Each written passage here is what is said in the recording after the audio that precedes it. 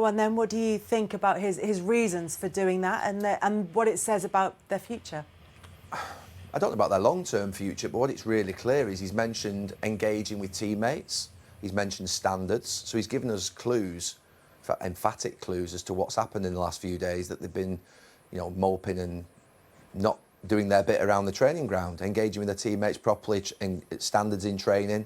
And he's thought, no, I'm not having it, I'm not accepting it. And good on him, because for far too long we've seen players mope around that pitch and still continue to get a game and, he's on the bench today. No, it's got to be non-negotiable. If you don't give your all in your job, you're gone. You're out. That's it.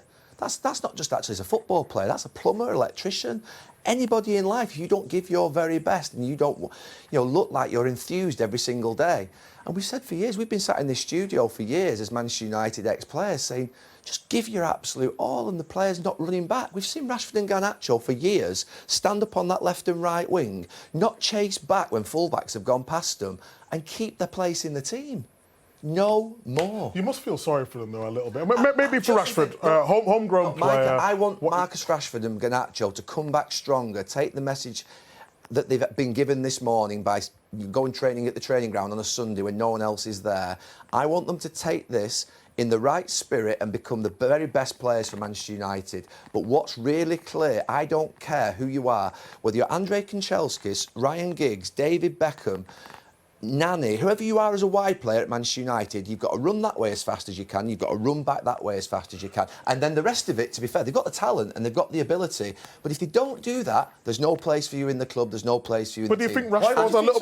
No, I just feel like every time we're talking about Man United and I think Rashford is a little bit of a scapegoat at times. Don't hone in on Rashford. Don't hone in on Rashford. Don't try and move the... I'm not because... Don't try and move it. Garnacho and Rashford have sulked for the last few weeks. Yes, but hold on. But Garnacho's not gone to the same level as Rashford before. Rashford scored 30 goals 2 seasons ago. So I'm talking about a player who can do it at the top level when he's playing well. I'm not saying that you're wrong. I'm just saying it seems sometimes at Man United... It's always Rashford's Do we know United's running stats? I bet United would be one of the lowest teams. They are. Yeah. They're one of the lowest teams in the league. Michael, to be honest with you, I hear this. You're focusing on Marcus Rashford. I prefer to look at both of them. But if we want to talk about Marcus Rashford, he's on, I think, the highest wage in the club apart from Casemiro. To be fair, Casemiro just got a wonderful contract. He's on 350 grand a week, reportedly. Right? He's a star player who has scored 30 goals. With that comes the scrutiny and expectation of being one of the best players. Mm-hmm. Whether you were Cristiano Ronaldo at Manchester United, whether you were Roy Keane, whether you were Wayne Rooney, whether you were David Beckham, whether you were the star player of any era, Eric Cantona, more had to be demanded of you than Gary Neville at right back. Let's be clear. If I don't play well, not many people are going to talk about it. If Roy Keane does something bad, or if David Beckham does something bad, or if Marcus Rashford does something bad, that is where they're the big players. They get the most money for a reason. So if he's not working back, if he's not playing well, if he's not looking like he's enjoying himself, right, he then something has to happen. This is very good for Marcus Rashford today. I see this as a real positive. I think Ruben Amorim has said tonight, next week we start with a clean slate. Training starts again. I hope Marcus Rashford is playing on Thursday night against Tottenham. I really do.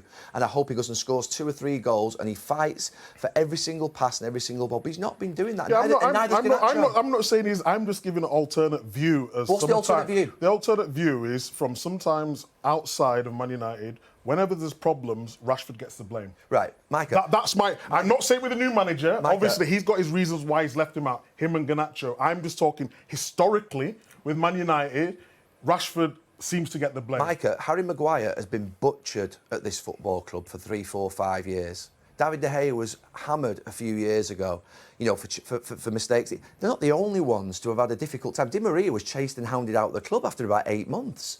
There are players in the last 10 years. Bruno gets a horrific time at times off us and off other fans and off the media. There are loads of players at that club who've been absolutely hammered. You mentioned a good example earlier about we played with some brilliant wide players, particularly Ryan Giggs and David Beckham. Whether you like them or not, doesn't matter. These players are brilliant going forward, brilliant Man United players. And sometimes you need examples, and we're talking about the 2 wide players who've been left out today. Ryan Giggs and David Beckham are brilliant players, brilliant going forward. But you speak to anyone who's played with them or played against them, and they ran back, and they had to run back because we wouldn't have tolerated it. So if this idea of playing football, if it was all just about running forward, football would be great. Is there something deeper going on? Players don't just run back, do they? But there must be something going on De Bruyne, within what they're going through, or the manager. I don't know. Rashford just doesn't run back for no reason, does he? Right, let's look at Bernardo Silva, let's look at Phil Foden, let's look at David Silva, let's look at Kevin De Bruyne, let's look at the players who've played for your team over the last 7 or 8 years, who are the most beautiful players, some of the most beautiful players we've ever seen in this league. They work like dogs. They work like League Two midfield players. What's the difference? They've had a constant manager who set the standards and they all buy into it. Well, at times, Man United don't know where they are. They've chopped and changed it. They've relied on Rashford. When his form's good, he's here. And then sometimes when it's not going so well, he gets a lot of the blame. Do you think you need a coach and manager to get you to run? No, you shouldn't do. But I'm just giving an alternate view. Micah, what about Ahmad then? So Ahmad today, right? Manchester United have been the most woeful. This is the worst Manchester United team that have ever started a Premier League season. But that kid is 22 years of age, right? There's ownership issues, there's sporting directors leaving, they're losing more goals from corners, they're shipping everything badly, and that kid runs around that pitch like it hurts. So tell me why he can. It's different though for Rashford. He's got the world on his shoulders. It's pressure. You know what it's like coming into a team as a kid. When you come in, you run around. For me, it looks like Rashford just got the world on his shoulder. It seems to me like there's a bigger problem than just football. Micah, I played with David Beckham, with Wayne Rooney, but with you Roy keep talking about. We're talking about the current Man United. The pressure that Marcus Rashford is under is nothing like the pressure that David Beckham or Roy Keane was but under. look at your squad. The names you've just reeled off, all serial winners. This Man United team are not all serial winners. We weren't winners at the start, Micah. You had to earn the right to win football. Exactly what I'm saying, but I'm saying that you put Rashford in you lot's era. Well, you should a Rashford. I'm on any Man United player, any white player. If the players weren't running back, Chelsea, Sharpie, all these boys, they wouldn't be tolerated. They wouldn't be allowed. They wouldn't be in the team by the manager and the staff, but by the players. It wouldn't have been acceptable. But it seems to be whatever goes on at the training ground, the culture, far too long. Whatever Rashford and Garnacho, whatever bits they weren't doing, they seem to have been.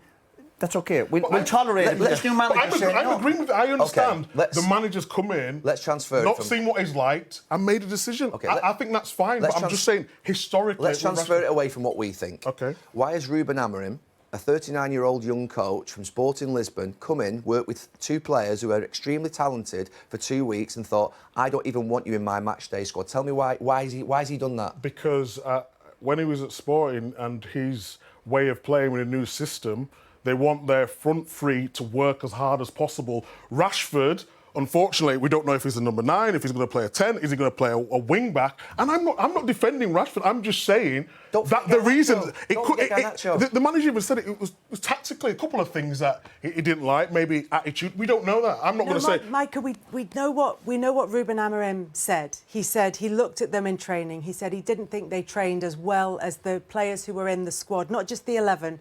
But in the squad. And before the match, he said we didn't like the way, or we evaluated a lot of things, including the way how they engaged with their teammates. So he did tell us why he was leaving both players, both Garnacho and Rashford, out of not just the team. How would you feel as a player? But out of the squad. If a manager mentions that about you as a player after the match and gave them little signals, and you're left out of a first team squad, not that you've been put on the bench in a big game, in a derby game against Man City, and you heard these noises coming up, what he might think about you,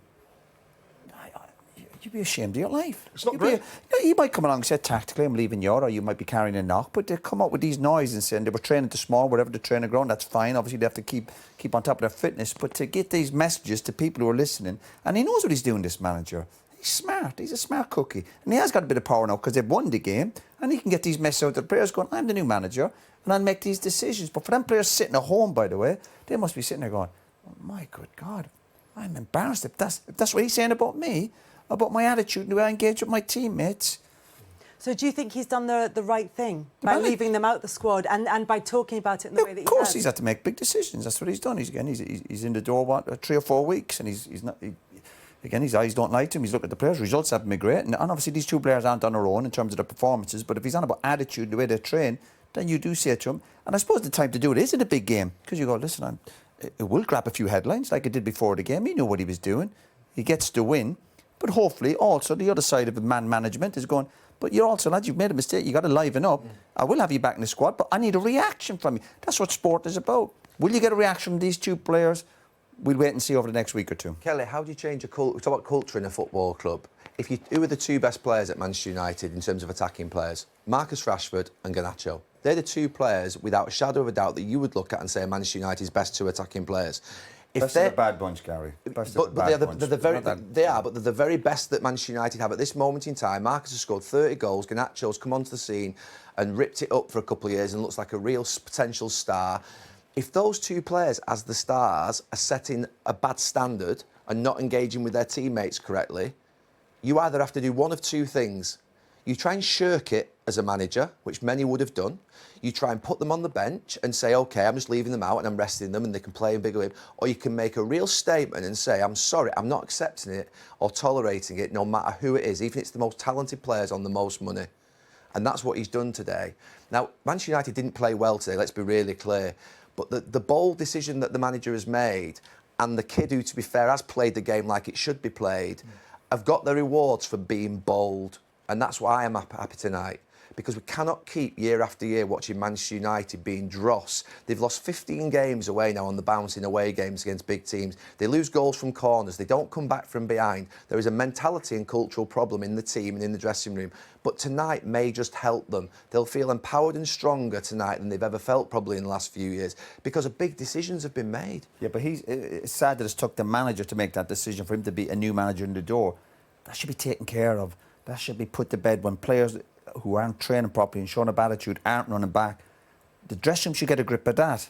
That's another concern, that it's took a new manager to come and go, that won't be tolerated. That should have been dealt with months ago because some of these players have been training and behaving like that for a long time and they've been let get away with it. But fair play to the new manager.